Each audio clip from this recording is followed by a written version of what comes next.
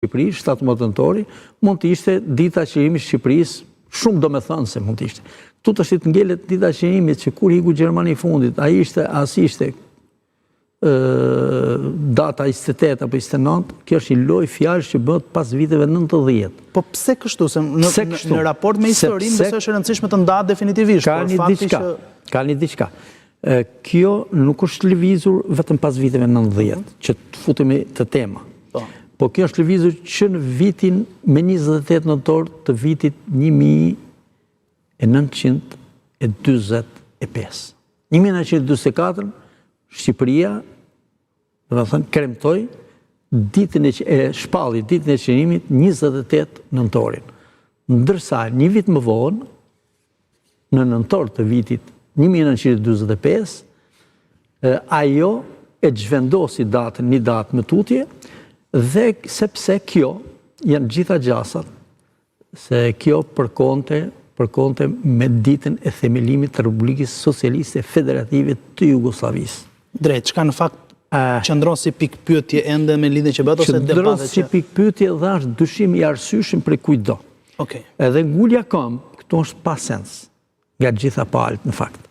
Por nxitja e debatit nga Partia Demokratike në vitin 92 ka qenë shumë normale, sepse ka kontestuar një ditë që e kanë ndërruar vetë komunistët shqiptarë.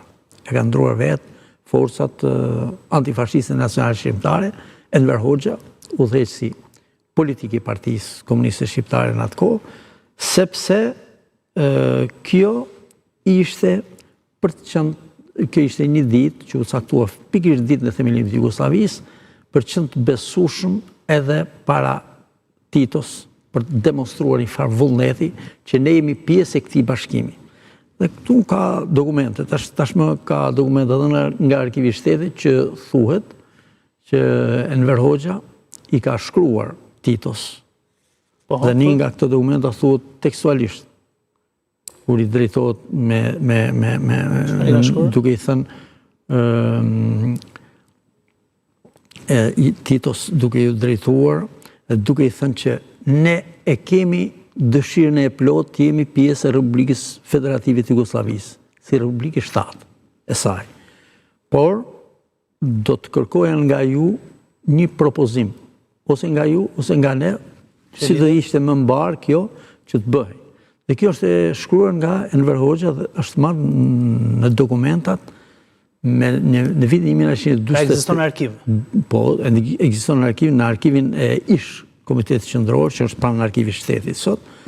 Në vitin 48 Enver Hoxha i ka dërguar këtë dokument Josip Broz Titos, si udhëheqësi i Jugosllavisë re të asaj kohe, dhe shpreh qartë, po pastaj më vonë kemi një ambient që gjithmonë fokusohet drejt këtij procesit të integrimit të Shqipërisë duke bërë pjesë e Republikës Federative të Jugosllavisë, si drejtim të bashkimit doganor, si drejtim të përdorimit, është thënë, nuk u zbatua ajo për fat të mirë, që do të ketë edhe një monedhë, është thënë që do jetë pjesë, do jetë Republikë e Shtatë e Jugosllavisë, pra Shqipëria nuk do ishte një shtet, do të dorëzonte pavarësinë, si më thënë, në ish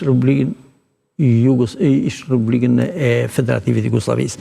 Fati ishte se Tito, duke patur probleme me Stalinin, dyshoj për shkak të shpirtit dhe të një vizioni reformator që kishte ai, jo për të bërë një diktaturë si që bëri Rumania, si që bëri Shqipëria këtu, si që bëri Bashkimi Sovjetik, vendi mëm i gjithë kampit socialist, ai u përjashtu nga Informbyroja në vitin 1949 dhe gjithë orvatjet, gjithë ajo klim pozitive, dhe klim pozitive për Jugosllavinë, po klim që godiste rënd interesat kombëtare të Shqipërisë, i vunin fjet perit, interesin kombëtar, pavarësinë e Shqipërisë, aty fati jonë ishte se u përjashtu nga Informbyroja. Informbyroja ishte një organizat politike që përfshin dhe gjithë partitë komuniste të Europës lindore, po dhe me gjërë, dhe Stalini, kur bëri vizitë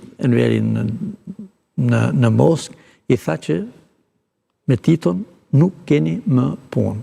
Është i përjashtuar nga informiroj dhe kaq donte Enveri. Enveri është i natyrë shumë pragmatike. Unë dyshoj që s'ka qenë komunist fare.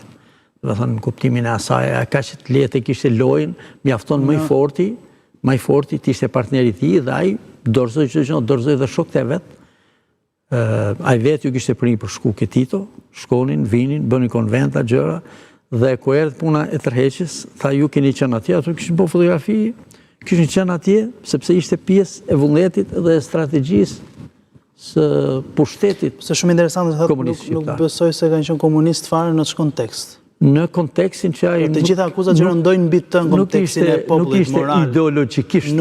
Ai e përdori ideologjinë komuniste, se kjo është ideja që duhet të them unë dhe besoj unë, që ai besoi në ideologjinë komuniste sepse i vinte për shtat ndërtim të një diktature ku ai do ishte i përjetshëm, sa të ishte gjallë do ishte në krye të shtetit dhe ishte mënyra më mirë për ta mbrojtur pushtetin nga kundërshtarët e tij politik.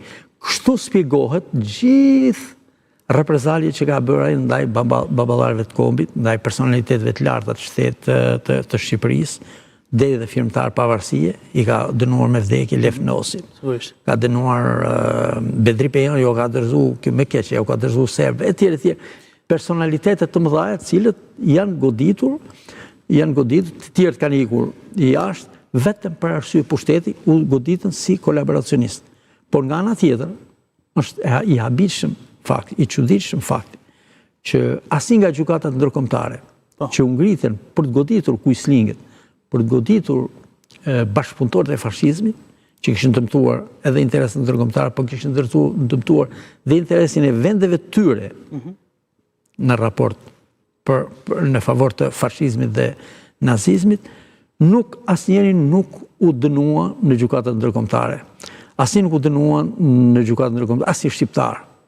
E kam thënë dhe e them, personi që personifikon sipas propagandës komuniste shqiptare me Kuislingën ka qenë Xhafer Deva. Këtë e marrin edhe për faktin që ai ishte ministri i brendshëm, por që ai që ta dinë shikuesit dhe dëgjuesit dhe gjithë shqiptarët, ai ka qenë profesor në një universitet në Kaliforni, pronari i cilës ishte hebre. Hebrejt ishin pjesa